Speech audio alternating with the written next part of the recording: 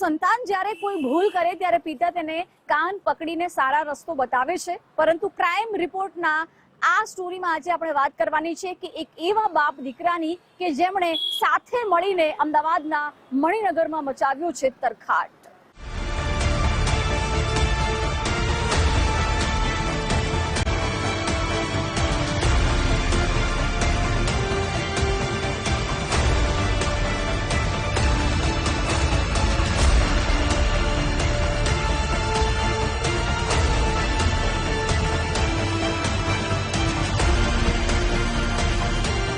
ત્રણ ચાંદીની વાટકી, બે ચાંદીના ગ્લાસ, પાંચ ચાંદીના સિક્કા, એક ચાંદીનો જોડો, સોનાનું મંગળસૂત્ર, સોનાની વીંટી અને આ પર્સ। અમદાવાદ શહેર પોલીસના ટેબલ પર પડેલો આ તમામ મુદ્દામાલ ચોરીનો છે। પોલીસના સકંજામાં ઉભા રહેલા આ પુરુષ અને મહિલાની ચોરીના આરોપસર ધરપકડ કરવામાં આવી છે। પિતા સાથે પોલીસ ગિરફ્તમાં આવ્યા બાદ આ મહિલા આંસુ સારી રહી છે, પરંતુ મગરના આંસુ સારવાનો હવે કોઈ મતલબ નથી, કારણ કે પિતા સાથે મળી ચોરી કરતા પહેલા આ વિચાર ન કર્યો। ચોરી કરતી બાપ દીકરીની જોડી ઝડપાઈ।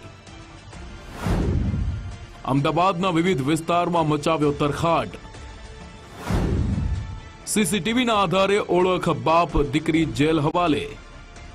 અમદાવાદના મણિનગરમાં સ્વામિનારાયણ મંદિરની સામે ઘનશ્યામ ભુવન બંગલોમાં રહેતા અનિલ ભાવસારના મકાનમાં ચોરી થઈ હતી। રોકડ રકમ, ચાંદીના વાસણો, સોનાના દાગીના સહિત 1,11,000ના મુદ્દામાલની ચોરીની ફરિયાદ નોંધાઈ હતી। તેના આધારે મણિનગર પોલીસની ટીમે ગુનો નોંધી તસ્કર ટોળકીની શોધખોળ હાથ ધરી હતી।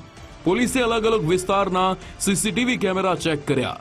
તેમાં એક મહિલા અને એક પુરુષ એક્ટિવા પર જતા દેખાયા હતા। તે એક્ટિવા વિશે તપાસ કરતા ભૂતકાળમાં નારોલમાં એક જમીન દલાલની ઓફિસે જોવા મળી હોવાનું જણાઈ આવ્યું। પોલીસે તેની પૂછપરછ કરતા સીસીટીવીમાં દેખાયેલા વ્યક્તિનું નામ લાખાભાઈ દેવી પૂજક અને પાછળ બેસેલી તેની દીકરી ઉમાબેન હોવાનું જણાવેલું। તે નારોલના રંગોલી નગરમાં રહેતા હોવાનું કહેતા પોલીસની ટીમ તાત્કાલિક ત્યાં ગઈ। ઘરેથી ઉમા ઉર્ફે ઉર્મિલા ડાભી અને તેના પિતા માલાભાઈ સમેચાની ધરપકડ કરી। ઘરમાંથી પોલીસને ચોરીનો તમામ મુદ્દામાલ મળી આવ્યો હતો। આ જે એક્ટિવાના માલિક છે એ પ્રહલાદનગર વિસ્તારમાં રહેતા હોય, જેનો સંપર્ક કરતા 9 મહિના પહેલા નારોલ વિસ્તારમાંથી આ મોટરસાયકલ ચોરીમાં ગયેલું હોવાનું જણાઈ આવેલ।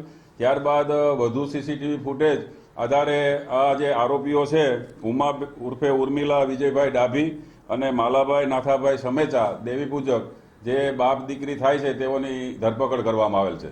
પકડાયેલ આરોપીઓ બાપ દીકરી છે। એક્ટિવા ચોરી અને ઘરફોડ ચોરીના ગુનાઓમાં ધરપકડ કરવામાં આવેલ છે। બાપ રીઢો ચોર, પુત્રીએ ચોરીમાં આપ્યો પિતાનો સાથ। ઘર ખરીદવામાં પૈસા ખૂટતા બાપ દીકરીએ કરી ચોરી। પોલીસની પ્રાથમિક પૂછપરછમાં તો પિતા પુત્રીએ ચોરી ન કરી હોવાનું રટણ કરતા હતા, જેથી પોલીસે પોકેટ કોપ એપ્લિકેશનમાં આરોપી માલાદેવી પૂજકનું નામ સર્ચ કરતા તેનો ગુનાહિત ભૂતકાળ સામે આવ્યો હતો। પોલીસે વધુ કડકાઈથી પૂછપરછ કરતા પિતા પુત્રીએ ગુનાની કબૂલાત કરી। પોલીસ તપાસમાં સામે આવ્યું છે કે નારોલ વિસ્તારના જમીન દલાલની ઓફિસે એક્ટિવા લઈ પિતા પુત્રી ગયા હતા। ઉમા પાસે પ્લોટ ખરીદવા માલાભાઈ દીકરીને લઈ પૈસા આપવા ગયા હતા। તેમાં 4.5 લાખ રૂપિયા ખૂટતા હતા, જેથી ચોરી કરવામાં માહેર માલાદેવી પૂજકે દીકરી સાથે મળી ચોરીનો પ્લાન ઘડ્યો। આ માટે મણિનગર વિસ્તારમાં દિવસ દરમિયાન એક્ટિવા લઈ પિતા પુત્રી નીકળતા અને અલગ અલગ સોસાયટીમાં જઈ બંધ મકાનોની રેકી કરતા હતા। રાતના સમયે પિતા પુત્રી રેકી કરેલા બંધ મકાનનું તાળું તોડી ચોરી કરતા અને તે મકાનને પોતાની સાથે લાવેલું તાળું મારી ફરાર થઈ જતા હતા। પોલીસ પૂછપરછમાં એ પણ બહાર આવ્યું છે કે નારોલ વિસ્તારમાંથી માલાભાઈએ એક્ટિવાની ચોરી કરી હતી। ચોરીનું એક્ટિવા લઈ પિતા પુત્રીએ મણિનગરમાં 2 મકાનમાં ચોરી કરી હતી। એક ફરિયાદ કરનાર વ્યક્તિ અને બીજા એનઆરઆઈના બંધ મકાનમાંથી ચોરી કર્યાની કબૂલાત કરી છે। અને પકડાયેલ આરોપીઓની મોડસ ઓપરેન્ડી ઘરના મુખ્ય દરવાજાનું તાળું તોડી અને ચોરી કરી અને પાછું એક તાળું પોતાનું મારી દેવાની પણ મોડસ ઓપરેન્ડી છે, જે નવીન મોડસ ઓપરેન્ડી આ તપાસ દરમિયાન જણાઈ આવેલ છે। નહીં, હમણાં જે નવી આ જ્યારે એને મકાન બનાવવાની જરૂરિયાત દીકરીને ઊભી થઈ ત્યારે એના ફાધરે જ આ સજેશન કરેલું, પોતે અઠંગ ગુનેગાર હોય અને દીકરીને સાથે રાખવાથી કોઈને શંકા ન જાય એવું ધારી અને આ 3 ગુનાઓ આચરેલા છે. પોકેટ કોપ એપથી ગુનાહિત ભૂતકાળનો પર્દાફાશ. પોલીસના સકંજામાં આવ્યા પછી ઉર્મિલા ભલે મગરના આંસુ સારતી હોય, પરંતુ દીકરીને પણ ચોરીના રવાડે ચડાવનાર માલાભાઈ અગાઉ અનેક ચોરી કરેલી છે.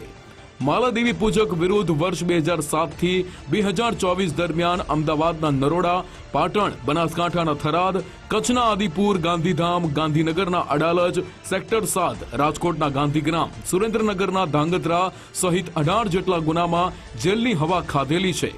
દીકરી માટે મકાન ખરીદવા રૂપિયા ખૂટતા અરીઢા ગુનેગારે દીકરીને પણ ચોરીના રસ્તે ચડાવી દીધી. તેના કારણે આરોપીની સાથે તેની દીકરીને પણ જેલની હવા ખાવાનો વારો આવ્યો છે. જો કે રીઢા ચોર એવા પિતાના પગલે ચાલનાર ઉર્મિલાની આંખમાં આંસુ જોઈ 1 મિનિટ માટે માની લઈએ કે તેને પસ્તાવો છે, પણ હવે પસ્તાવો કરવાનો કોઈ મતલબ નથી. સચિન કડિયા, ગુજરાત ફર્સ્ટ, અમદાવાદ.